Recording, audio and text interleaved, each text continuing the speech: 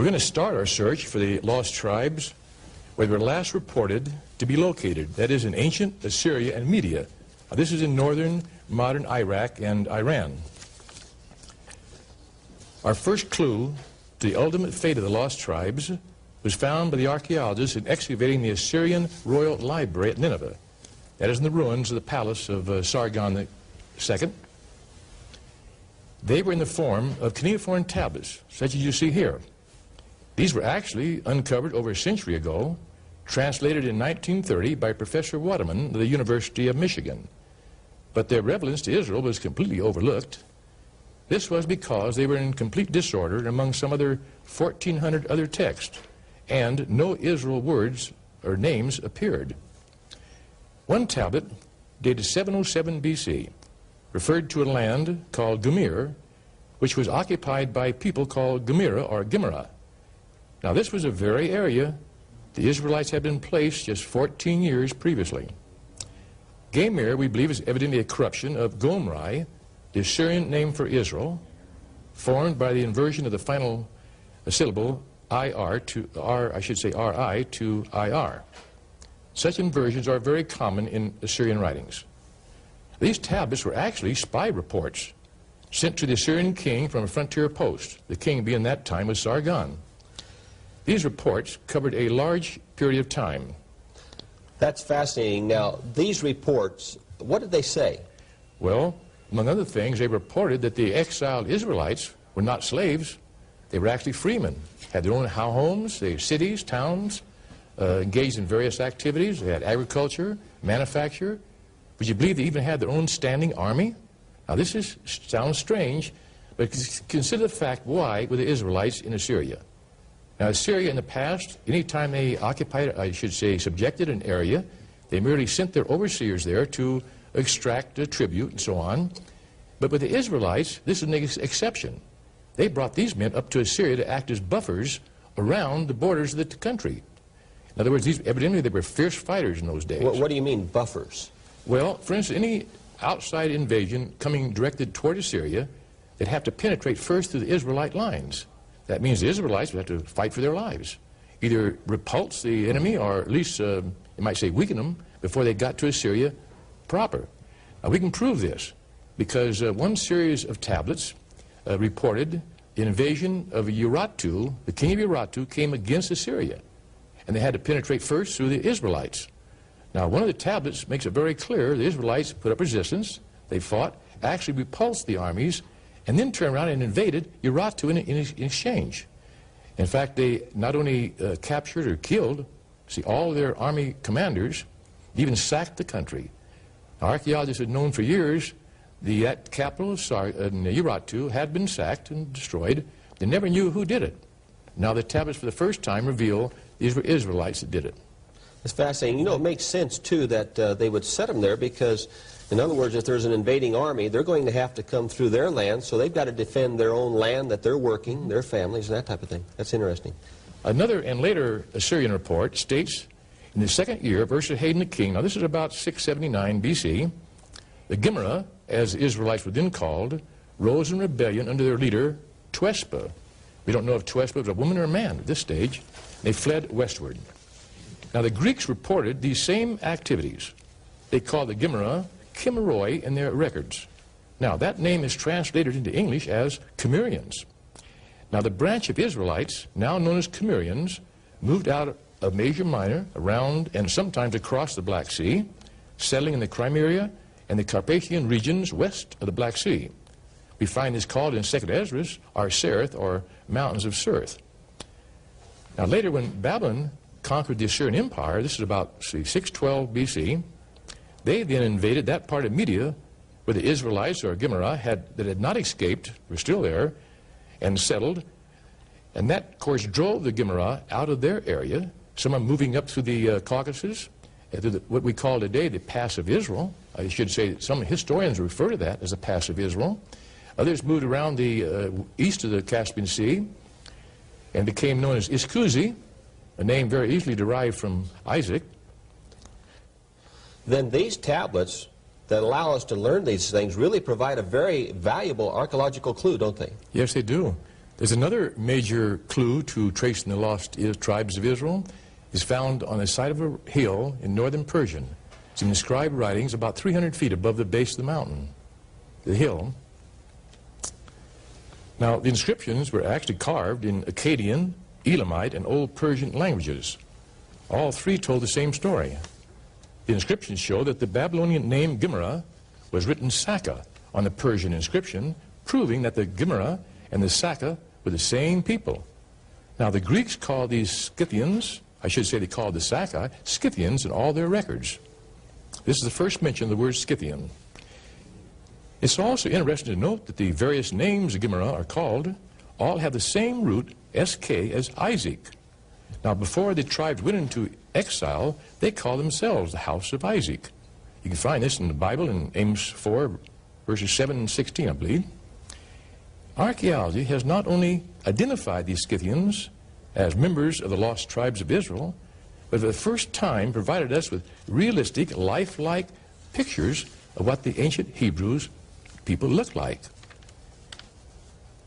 Now, unlike the stylized pictures we see the Egyptians made and formalized or stylized stone carvings made by the Babylonians and Persians, excavated from Scythian tombs north of the Caucasus are found skillfully made gold work showing the everyday life of the Scythians.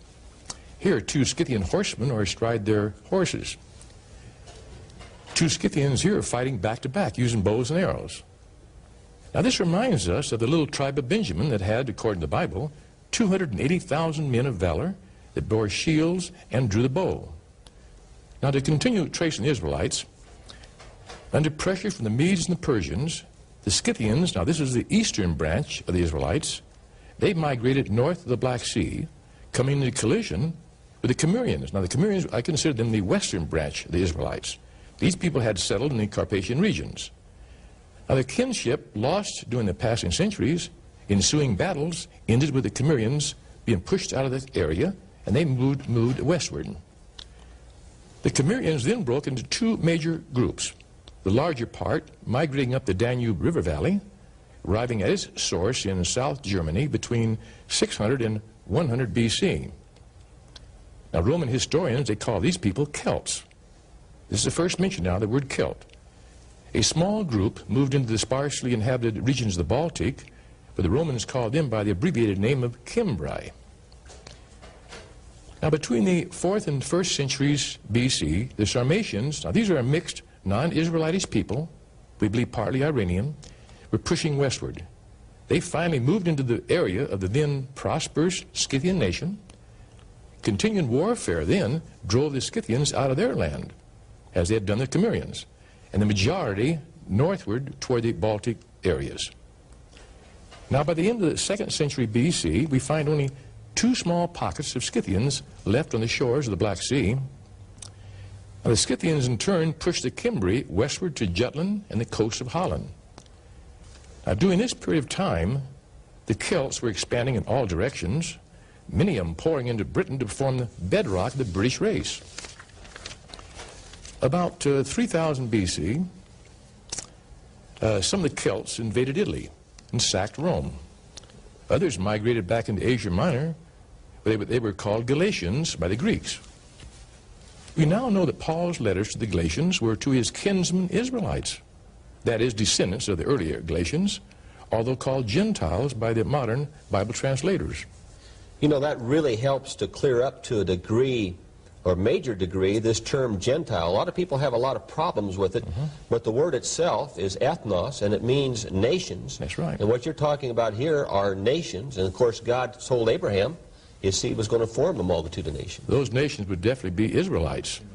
Now, as the Sarmatians occupied Scythia in South Russia, there was a tendency to confuse them with the Sarmatians, because people are usually identified by the name of the land they live in. Now, the Romans, they solved the problem. They introduced the word Germans for Scythians.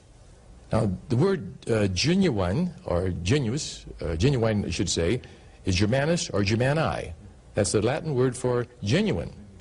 So in all the Roman records, except for a few outland areas, they dropped the name Scythian in all the Roman records. They applied the word Sarmatians or Germans. Now, from that Well, I guess you get the picture. Germany. No, it's fascinating, yes. Now, don't think for a minute we're talking about the German nation today. Right. The Cimbri were eventually driven out of northwest Europe. One group migrated to Italy, were nearly all wiped out by the Romans. One group made their way back into Spain to be known as Ibrius. Now, Ibrius is the Gaelic name for Hebrews. And eventually, many of those migrated into the Ireland as Scots. They named the island Hibernia, that early name for Ireland, a name that still exists. One group crossed the English Channel into northern Britain to form the, form the roots of the nation of the Picts. Now, during the succeeding centuries, the Scythian Germanic peoples broke into many divisions, possibly in some instances into their original Israel tribal families, like the Angles, Saxons, Jutes, Danes, and Vikings, to name just a few. Now, between 450 and 600 AD, some of the Angles and Saxons moved into Britain as Anglo-Saxons. The Celtic Scots, for the most part, moved into northern Britain and established the nation of Scotland, although some settled in northern Wales, the Isles of Man, the Scilly Islands. Now, many Germanic tribes poured into the land south, that is, after the Celts began to move out and vacate the land. These Germanic tribes established the Gothic nations, the Vandals, Lombards, Franks, Burgundians, Visigoths, Ostrogoths. These Scythian Germanic people, or tribes, formed the modern German, Swiss, French, Italian, Spanish, and Portuguese nations of the day, although there has been, over the centuries, an infusion of non-Israel blood in these nations. The northern Scythian Israelites that had settled in Scandinavia, we read of them in history, raiding and establishing colonies in Western Europe, Britain, and Ireland. One group settled in France became known as Normans, who later forced their way into England under William the Conqueror in 1066. What happened to the lost tribes of Israel? You now know the answer. They were never really lost. They only lost their identity as they migrated over the centuries westward. You know, suddenly when you put the historical research that you have in your book, The Missing Links, and you couple the cuneiform tablets of the Assyrian Empire that you have studied, suddenly you have the keys that not only show they were not lost, but that God was keeping his promise all along, wasn't he? He said they would go to the north, to the south, the east, and the west. There's one thing that came to my mind as you were talking, and I brought this out in an earlier teaching, and that is Ephraim and Manasseh.